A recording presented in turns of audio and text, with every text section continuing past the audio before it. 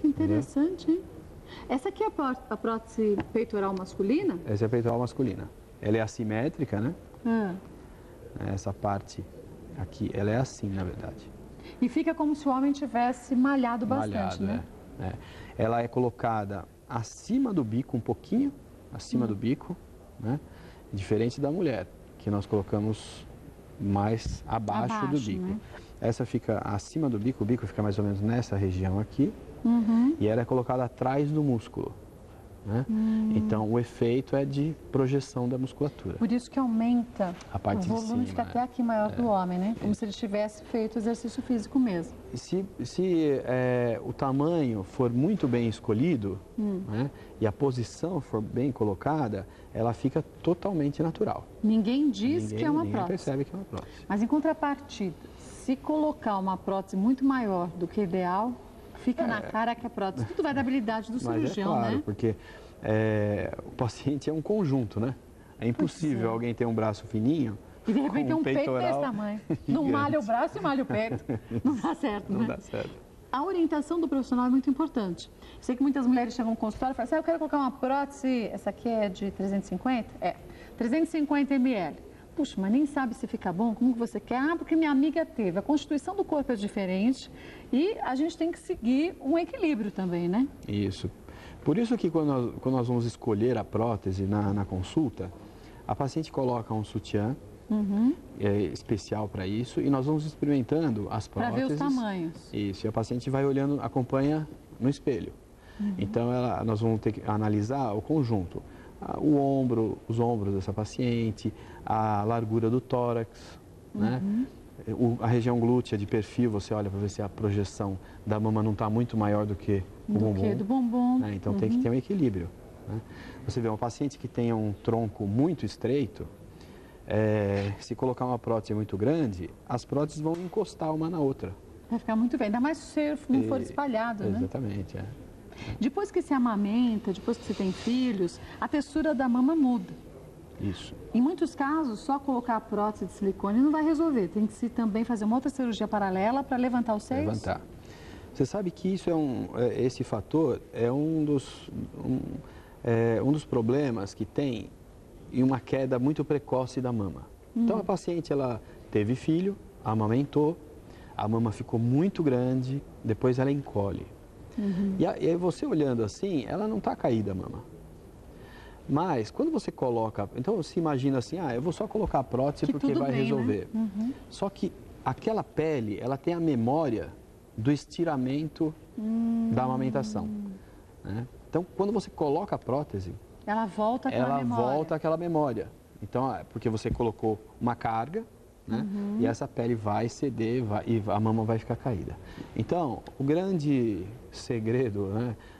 O grande fator importante é o seguinte, eu sempre perguntava para a paciente, essa mama bonitinha, pequenininha que você tem hoje, que não está caída, quando você amamentou, que tamanho ela ficou? Que tamanho ela ficou? Né? Se ela ficou muito grande e a paciente, ela relata, nossa, doutor, ficou gigante a mama, saía leite sozinho. Né? Então, você já tem que prevenir essa paciente de que existe a possibilidade de ter uma queda precoce. Então, ela tem que fazer uma outra cirurgia para retirada do excesso de pele. Isso, exatamente. E que, quando a gente fala em cirurgia, inevitavelmente a gente fala em cicatriz. E tem tanta gente que tem medo de cicatriz. Eu quero fazer uma cirurgia, mas não quero ter cicatriz nenhuma. Você fala, tá bom, você quer um milagre. Quer dizer, a cicatriz pode ser pequena, imperceptível, mas em alguns casos ela tem que aparecer, não tem outra saída para se fazer a cirurgia. E nesse caso, se retirar o excesso de pele, a gente fica com uma cicatriz. Exatamente. E o que acontece é o seguinte, para cada caso, existe um tamanho de cicatriz necessário.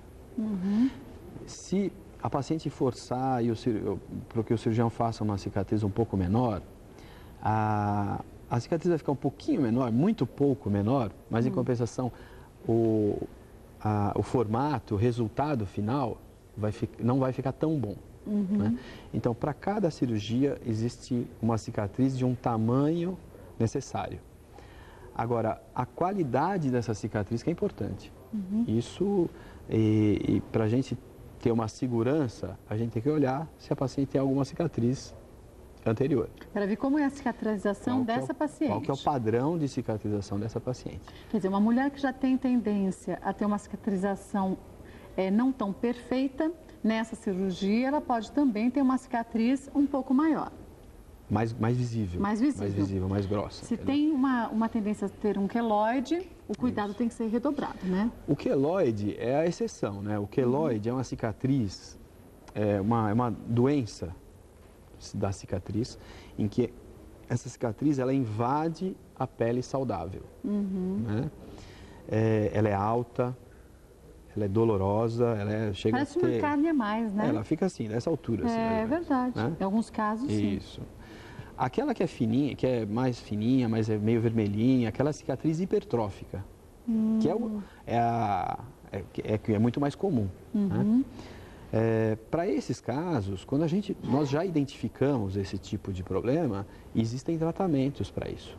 Isso depois da cicatriz? Não, você já sabe que ela tem essa propensão e à medida que a cicatriz vai acontecendo, você já começa a tratar. Você já começa a tratar. Já começa então a a cicatriz vai acontecendo, vai se formando, a cicatrização vai ocorrendo e aí sim vai se tratando. Para que não chegue a uma cicatriz como essa. Exatamente, E se consegue ter uma cicatrização perfeita depois?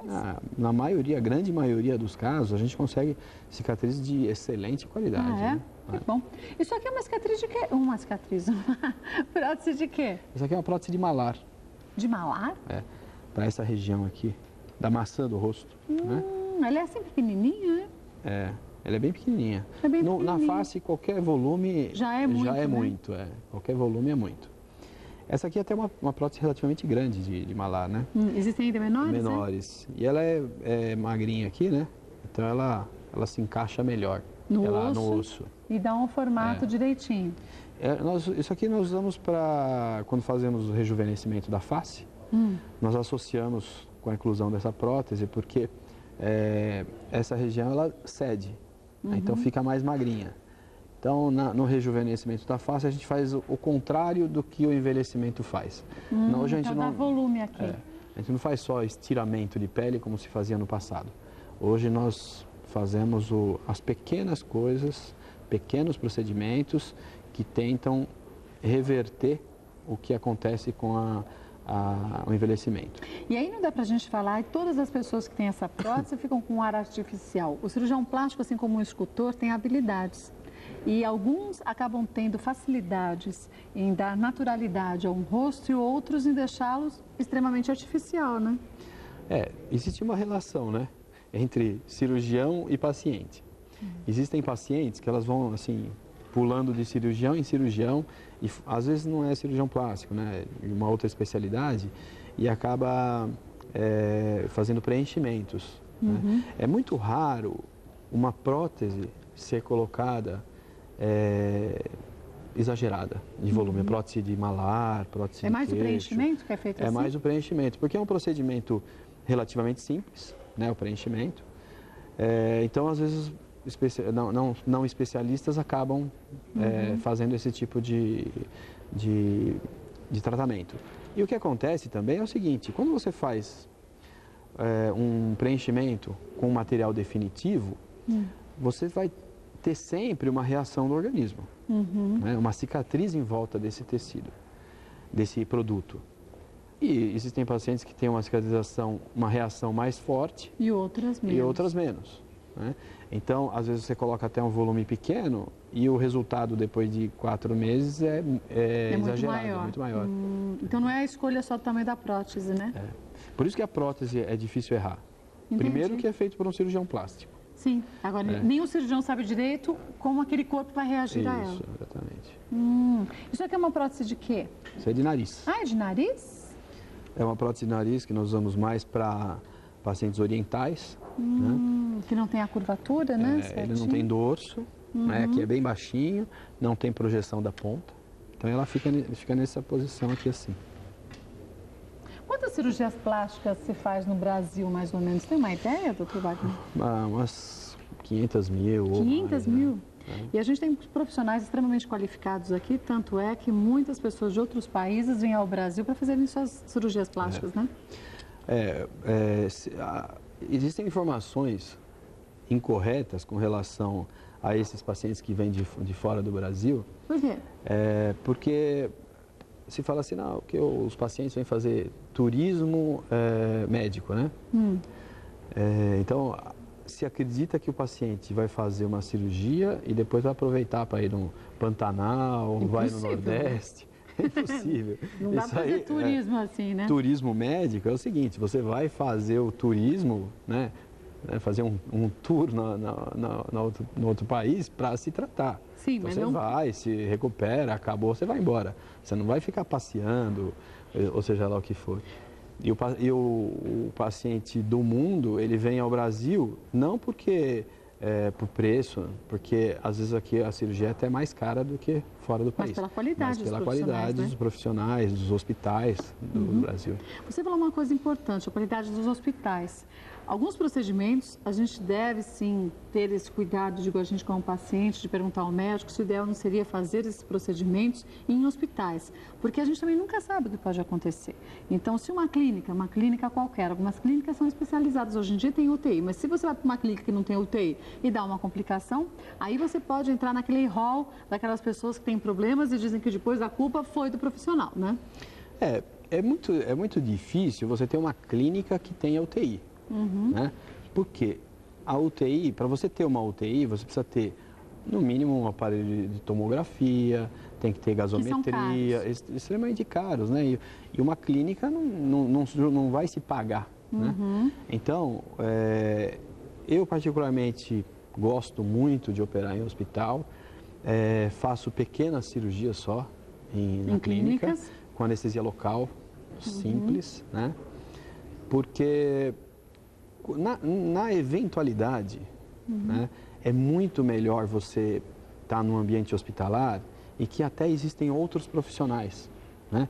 Às vezes o cirurgião está numa clínica, faz uma cirurgia só com um anestesista único, o paciente tem um problema e só está ele lá, só está um anestesista para resolver, às vezes, coisas que precisam de outros profissionais. E no ambiente de hospital, inclusive em hospitais especializados em cirurgia plástica, que é muito mais interessante, existe uma série de profissionais, às vezes tem 10, 15 anestesistas juntos, né? E isso, muitas vezes, salva o paciente, salva... que é importantíssimo, né? É claro, é primordial. Que é o que interessa. Só lembrar o que é importante também é que você falar tudo para o seu médico, porque existem algumas pessoas também que omitem algumas informações e não fazem o pré-operatório, que é tão importante, essa conversa com o médico, depois seguir a orientação, e durante o procedimento tem-se uma complicação. Então, se usa drogas, medicamentos, tem que falar para o profissional, né? Tem que falar, sabe que não é incomum o paciente esconder patologias que ele tem, eventualmente uso de drogas, viciados em ou álcool ou drogas mais potentes, né? E na indução anestésica você tem uma surpresa, porque o paciente que toma droga, que utiliza droga, o comportamento dos anestésicos é diferente. Entendeu? E medicamentos também, muito importante. Medicamentos que facilitam a circulação, né? Que melhoram a circulação, eles às vezes causam sangramento. Então, tem que informar todos os medicamentos.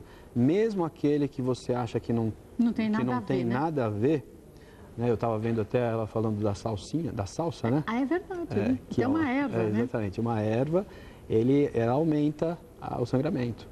Então, deve se informar. E seguir a orientação do médico mesmo, porque eles orientam a gente direitinho e cabe a gente ter muita responsabilidade. Até quando você vai fazer uma cirurgia, se você reparar, o médico vai dizer para você não tomar nem ácido acetil salicílico. Aí você fala, tá bom, então eu tenho dor de cabeça e não toma? Não toma, porque isso pode complicar a cirurgia também, né? É só ligar para o médico, ele vai te dar um substituto que pode tomar. É verdade, mas nunca se automedicar e nesses casos, então, pré-operatórios, menos ainda, né? Queria agradecer mais uma vez o Dr. Wagner Montenegro, claro que ele volta mais vezes. Quando o assunto é cirurgia plástica, a gente tem muitas dúvidas. Qualquer tema sobre a cirurgia plástica que você queira sugerir, mande para a gente, ele retorna e a gente esclarece a você. Mais uma vez, obrigada, viu, pela participação. Obrigado. Foi um prazer.